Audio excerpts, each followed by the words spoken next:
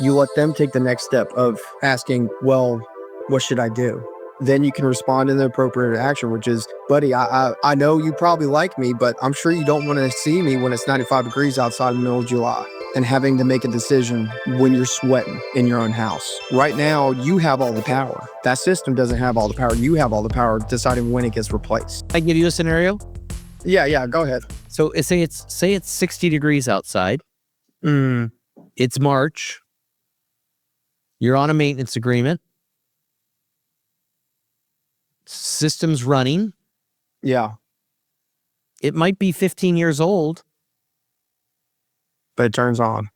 Yeah, it turns on. And you know, I think homeowners are thinking to myself, hey, I'm going to run this thing till it's dead. That's a classic one. So creating the urgent. That's like almost everyone, classic. Right? Wait, Yeah, that is a classic. My approach is March not unique. call. I thought that was just me. And there's no way you're doing 350,000 on average. 350 to 400,000 on average every month. No. If you've got to be able to move clients and create urgency in that exact scenario. So it is this device right here that helps you out the most. Pictures. Okay. If I say you're holding up your your phone for those that are on my phone. That's okay. For those that are Apple Podcast, Mills just held up a phone. People don't believe that people will believe what you show, not what you say. So if I tell you that your vapor coil is rusted, or what I like to say corroded, and you're leaking oil from the outdoor fan motor and there's play in the bearings, I could bore you to death by talking about the mechanical things of it all. But what I could go is, hey man, see this video?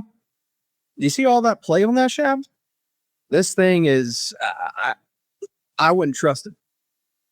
It's also the facial expressions you use. If I'm just giving you a blank stare while I'm talking to you, no one's gonna, that's not personable. That's not someone that can relate to you.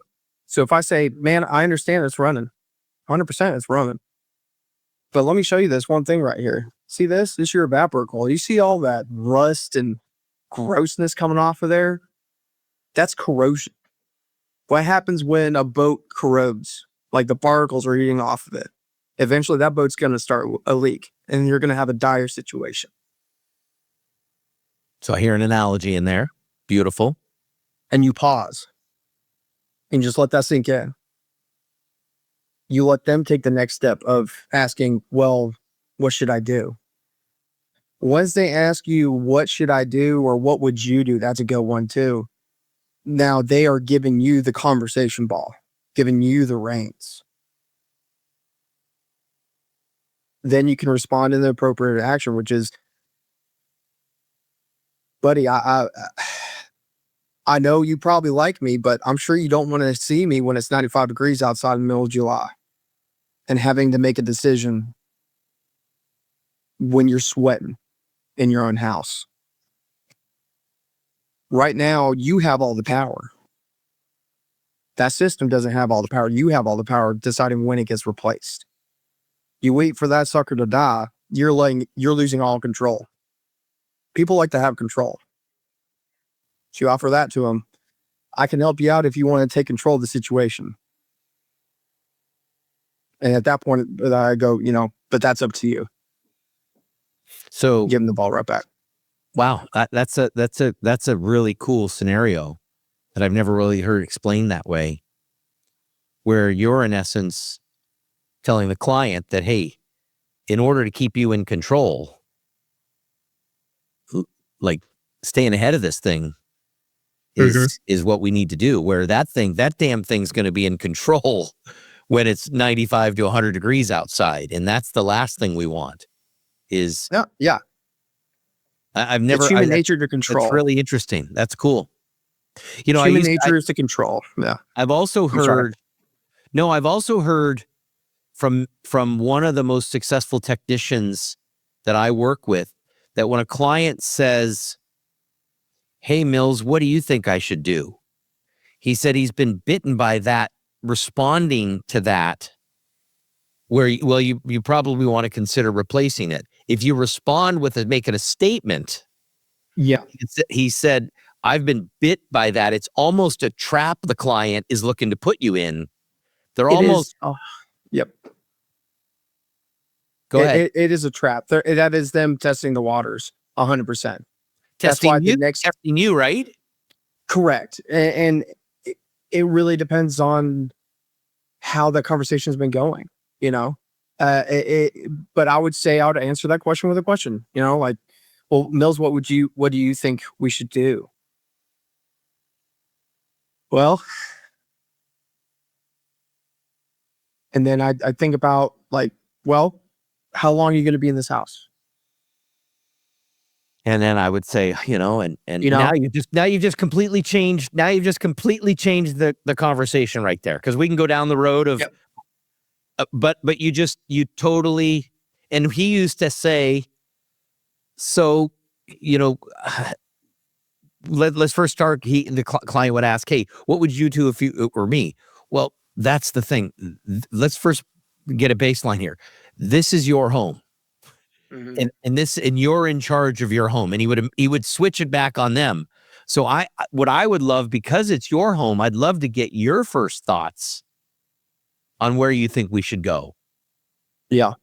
Because I Yeah, mean, you've been a part of this, and then the client sometimes will be like, then you've passed the test of the setup. Oh, You know, 100%. Yeah. And you get tested. I mean, the first, I'll use an example here recently. There was a man who called in for one system not heating. He had 3 systems on the house. And when I called him to tell him I was on my way, he goes, well, Zach, you have a great sales opportunity. That's portion of your job coming out here today, but I'll see you here in a little bit. And I was like, okay. No one said that. This is off the cuff. Hang up the phone. Get out there. I walk in. He tells me, you know, this one system is not heating right now, but everything else is working. But I do have a couple other concerns. Takes out a book, starts showing me all the other concerns he's written down of airflow problem here, you know, airflow problem there, you know, age of the system up there, age of the system downstairs, the whole shebang. Actually, he had 4 systems, but 3 were old. I go in the crawl space, and the only thing was wrong was that the light switch was turned off on the furnace. Now, could I just flip the light on, come up, go, everything's working? Peace. No, but there's a lot more questions behind it. Looking at everything, I spent 3.5 hours on this call. Wow. Gathering information, and then the rest of it was just talking through options and solutions. And probably showing a lot of pictures is my guess. Oh, a lot of pictures and hand drawing it out. Yeah. And joking with them. By the end of the call, I even told the guy, I was like, hey, I got a job for you. You can go hop in the van. You're practically a technician now. That's great. It was a good one. I mean, that guy ended up 3 complete new systems, 2 new ductwork systems, and a generator for the whole house. So it just, God bless Bud. Oh. If it was Bud. oh, I don't think it was, but I mean, hey, he missed out. God bless But him. yeah, it is, there are tests. Like I 100% think that light switch was a test. He knew he needed to do something, but he was trying to figure out who to do it with. Yeah. That was a test 100%. So to your, you know, your observation of that question, like, what would you do? Yeah. And you follow up that question with a question. He finished number 2 in tech-generated lead revenue, doing over $4 million in installed sales in just his 3rd year being at Morris Jenkins. Every call is an opportunity. I realized early on in 2025, every call is an opportunity to generate revenue. So that maintenance in March when it's 60 degrees outside, that's an opportunity.